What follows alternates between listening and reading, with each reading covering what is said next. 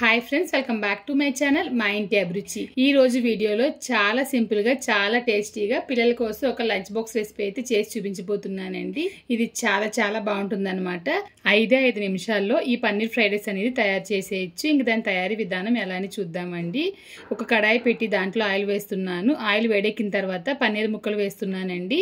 నేను ఎప్పుడు దీన్ని బటర్తోనే చేస్తాను. బటర్ కూడా ఫ్రిడ్జ్లోంచి తీసి బయట పెట్టాను. కాకపోతే ఏంటంటే వీడియో చేసే కంగారులో వచ్చేసి బటర్ వేయడం మర్చిపోయాను అనమాట. మీరు బటర్తో చేయండి, టేస్ట్ ఇంకా బాగుంటుంది. మీడియం సైజ్ ముక్కల కింద కట్ చేసి వేసానండి. వేసిన తర్వాత బాగా ఫ్రై చేయాలి. మీరు కావాలనుకుంటే కనుక కొంచెంగా ఫ్రై చేస్తే కూడా సరిపోతుంది. ఇప్పుడు దీంట్లో నేను కొంచెంగా ఉప్పు వేస్తున్నాను. తర్వాత కొంచెంగా మిరియాల పొడి కూడా వేస్తున్నాను. ఇలా వేసి ఫ్రై చేసినప్పుడు ఏంటంటే పన్నీర్ ముక్కలు వచ్చేసి చప్పదనం లేకుండా టేస్టీగా ఉంటాయన్నమాట. ఇంక ఇక్కడ మీరు చూసారంటే ఈ విధంగా ఫ్రై చేస్తే చాలండి. ఇప్పుడు వీటిని నేను వేరే పాత్రలోకి అయితే తీస్తున్నాను. మన ఛానల్లో నేను చాలా వరకు మా ఇంట్లో చేసే రెసిపీస్ని పోస్ట్ చేస్తానన్నమాట. ప్రత్యేకించి వీడియో చేసి అయితే పోస్ట్ చేయను.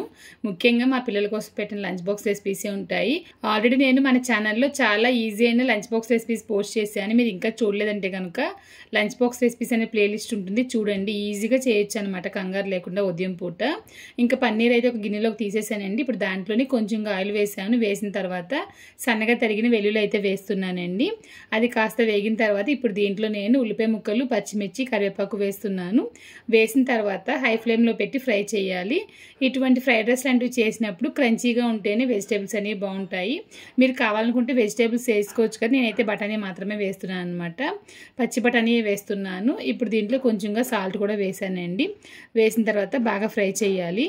బఠానీ వచ్చి కొంచెం ఉడికితే బాగుంటుంది అనమాట. అందుకని చెప్పేసి మూత పెట్టి తక్కువ మంటలో ఒక 2 నిమిషాలు వదిలేసానండి.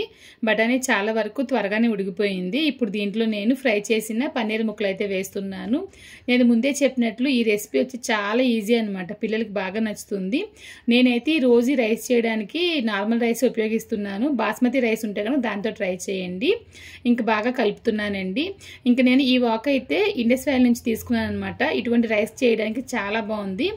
ఆల్రెడీ ఇండస్ వ్యాలీలో ఇప్పుడు చాలా డిస్కౌంట్ సేల్ అనేది జరుగుతుందనమాట. మీరు కనుక నా కూపన్ కోడ్ ఉపయోగించి మీరు ఏది తీసుకున్నా మీకు ఇంకా 12% ఎక్స్ట్రా డిస్కౌంట్ అనేది ఖచ్చితంగా ఉంటుందండి. లింక్ వచ్చేసి డిస్క్రిప్షన్లో ఇస్తాను, చూడండి.